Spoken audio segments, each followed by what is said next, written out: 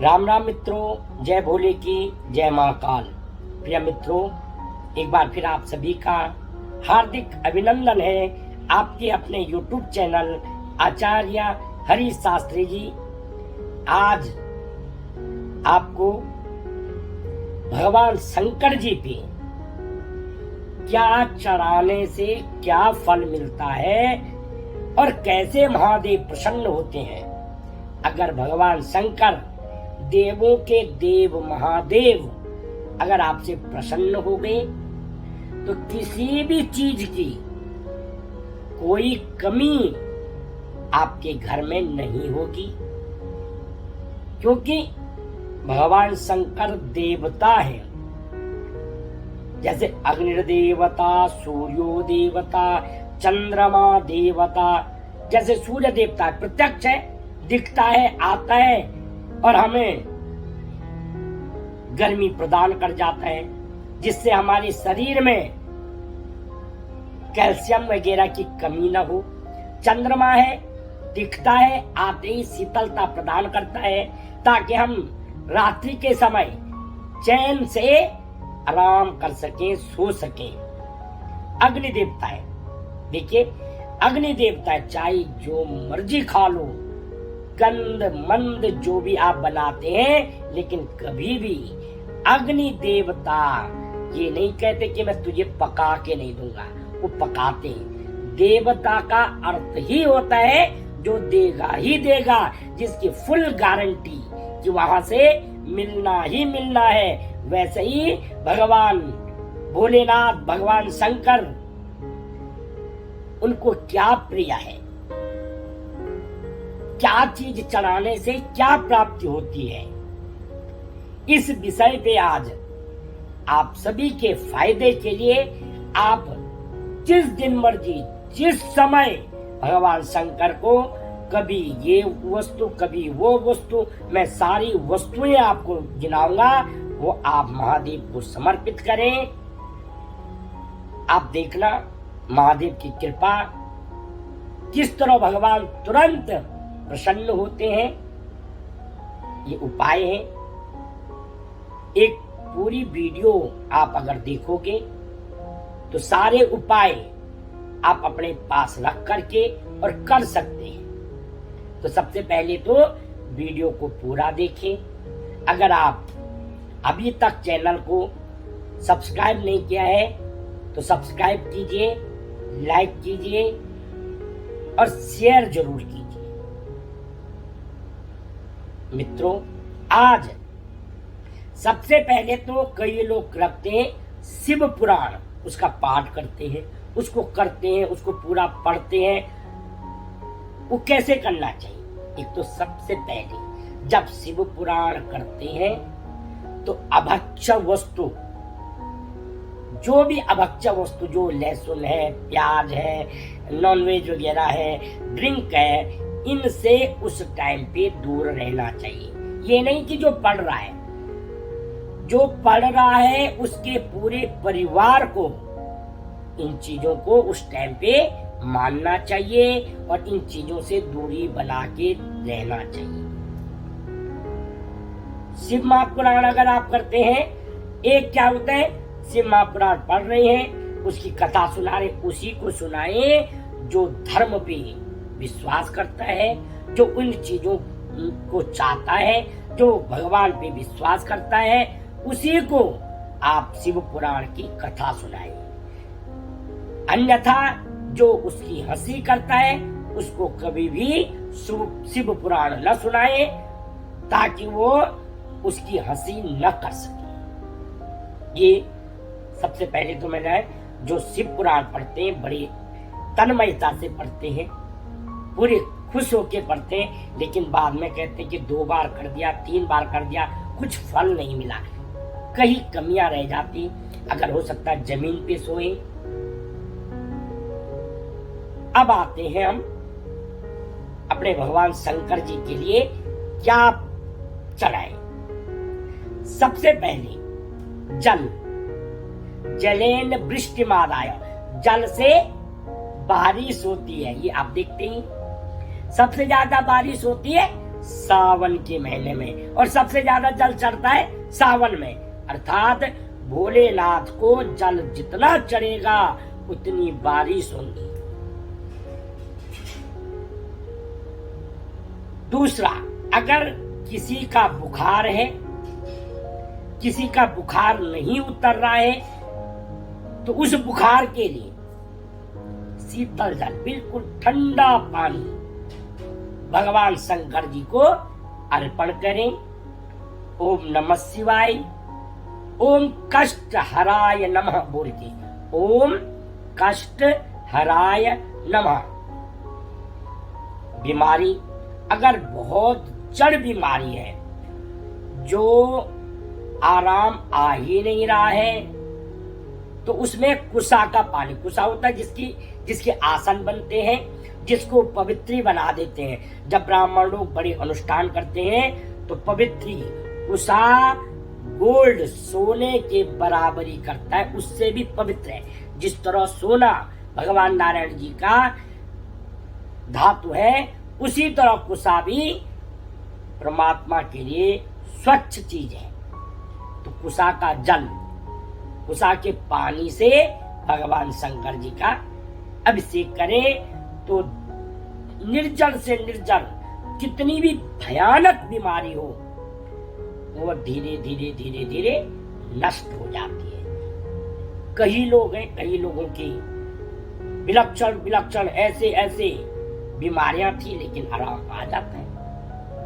पर विश्वास होना चाहिए। जब तक विश्वास नहीं है, जब तक श्रद्धा नहीं है, तब तक कोई फल नहीं मिलता। अगर डॉक्टर से दवाई ले रहे, किसी ने बोल दिया अरे वो डॉक्टर तो कई केस खराब कर दी उसने, उस दिन से भय बैठेगा और उसकी दवाई आपको लगनी नहीं। इसलिए सबसे पहले विश्वास जगाइए कि ये परमात्मा को मैं चढ़ा रहा हूं और निश्चित ही मुझे इसका फल मिलने वाला है। जब इतना अटूट विश्वास होगा तो निश्चित फल मिलेगा।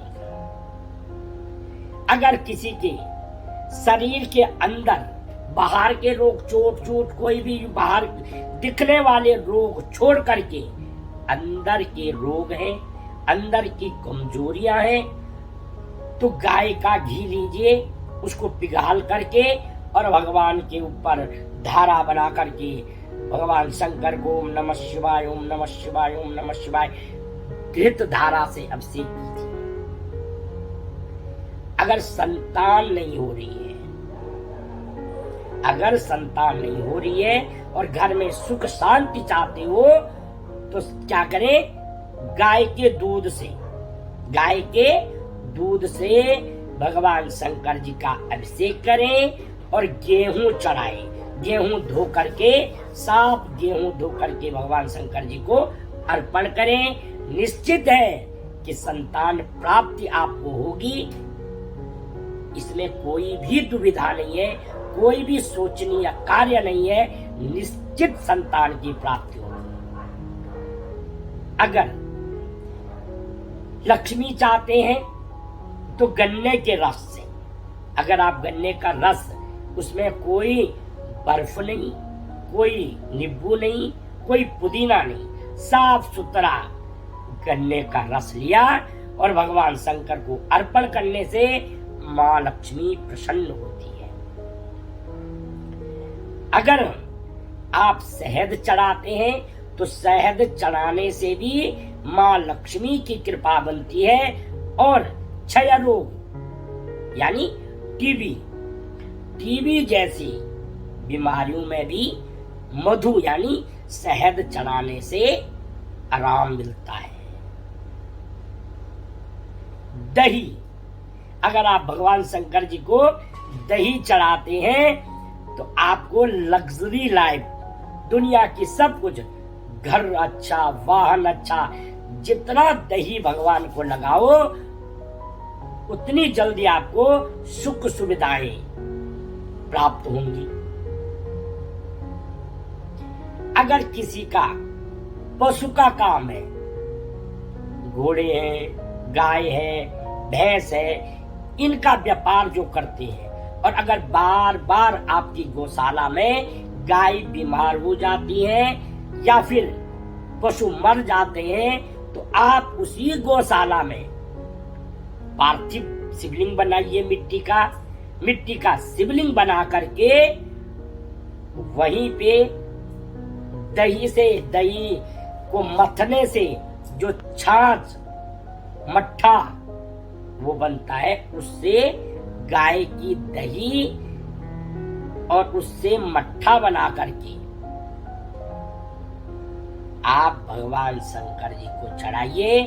आपके पशु बीमार होने बंद हो जाएंगे और वो भी आरोग्य हो जाएंगे।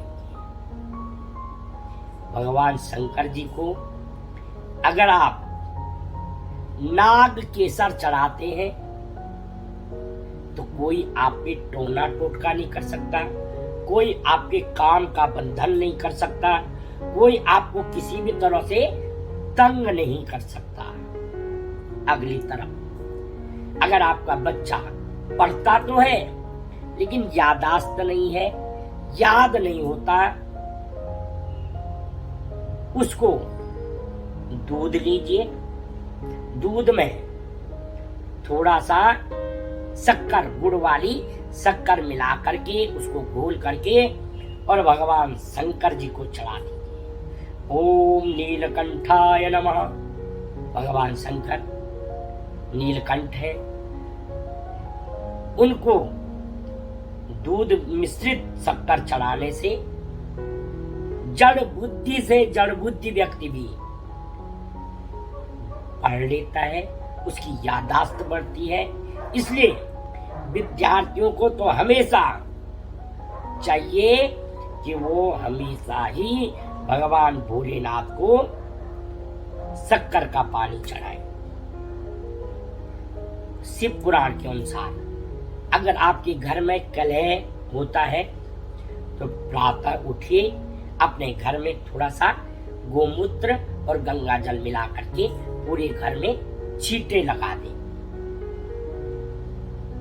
अगर घर में बहुत मेहनत करते हैं, फल नहीं मिलता है, तो आप एक कार्य कीजिए, आप 11 बेल पत्ते ले लीजिए, उनकी पीछे की डंडी को तोड़ दीजिए, डंडी छोटी कर दीजिए और उस पे चंदन से या केसर से या तो जय श्री राम लिखें या ओम नमः शिवाय लिखें और वो एक एक करके भगवान शंकर जी को अर्पण कर दें।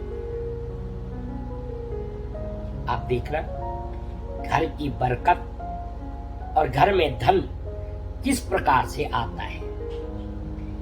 अगर पति पत्नी में नहीं निभती है, आपसी तालमेल नहीं बनता है, विचार नहीं मिलते हैं, तो 21 बेल पत्ते ले लीजिए। 21 बेल पत्तों में थोड़ा सा केसर या सफेद चंदन, उससे उमापतये नमः, ओम उमापतये नमः या शिव प्रियाय नमः ये लिख करके भोलेनाथ के साथ एक माता रानी को भी चढ़ा दीजिए और आपस में उनका गठजोड़ा कीजिए। भोलेनाथ अति शीघ्र प्रसन्न होने वाले देवता है। उनके लिए कुछ नहीं चाहिए, एक लोटा जल, जिसके पास कुछ भी सामग्रियां नहीं है, वो मात्र जल से भी अपनी मनोकामना पूरी कर सकता है। अगर आपको त्र्यंबकम यजामहे सुगंधिम, सुगंध कई तरह की होती है। सबसे पहले तो व्यक्ति में सुगंध तभी तक आती है जब तक उसके अंदर प्राण है। प्राण गए दुर्गंध शुरू, बदबू शुरू। इसलिए लंबी आयु के लिए सुगंध, और कौन सी सुगंध? आपका बच्चा बहुत अच्छी कंपनी में बहुत बड़ा अफसर बन गया तो ये सुगंध है। अगर ताकतवर हो सुगंध है। बहुत ज्यादा धनाढ्य हो, धनवान हो, वो भी सुगंध है। बहुत ज्यादा विद्वान हो, वो भी सुगंध है। दुनिया में आपका नाम चलता है, आपकी तूती बोलती है, वो भी सुगंध है। इस सब चीज के लिए अगर आप भी चाहते हैं हमारे भी दूर दूर तक नाम हो, तो आप भी मोगरे का इत्र लेकर के और जल में मिला करके और भगवान भोलेनाथ को अर्पण कीजिए। आप अर्पण करते हुए भगवान शंकर जी के जितने नाम आपको आते हैं उन नामों का गुणगान कीजिए, उन नामों को बोलिए, या फिर ओम नमः शिवाय है, शिव पंचाक्षरी मंत्र है ये, इसको आप कभी भी बोल सकते हैं। ये बोल करके ओम नमः शिवाय, ओम नमः शिवाय, ये बोल करके जल अर्पण की। कई और चीजें हैं, बहुत चीजें हैं। भगवान शंकर जी के पास तो सब कुछ चढ़ता है, बहुत कुछ है। और भी आगे आपको बताऊंगा और किस मनोकामना के लिए क्या चढ़ाना है। आज अगर आप इस वीडियो को लाइक करते हैं या आगे बढ़ाते हैं, आप किस प्रकार से मुझे इसका रिस्पॉन्स देते हैं, तो मैं आगे आपको और भी वस्तुएं बताऊंगा जिससे आपके मित्रों का, आपके इष्ट मित्रों का सबका कल्याण हो। अगर आपको वीडियो पसंद आए तो एक बार फिर वही जय महाकाल या जय भोले की बोल करके भगवान का नाम लीजिए। जितना परमात्मा का नाम लेंगे उतना हमारी जीवा चलती रहेगी। जय भोले की, जय महाकाल।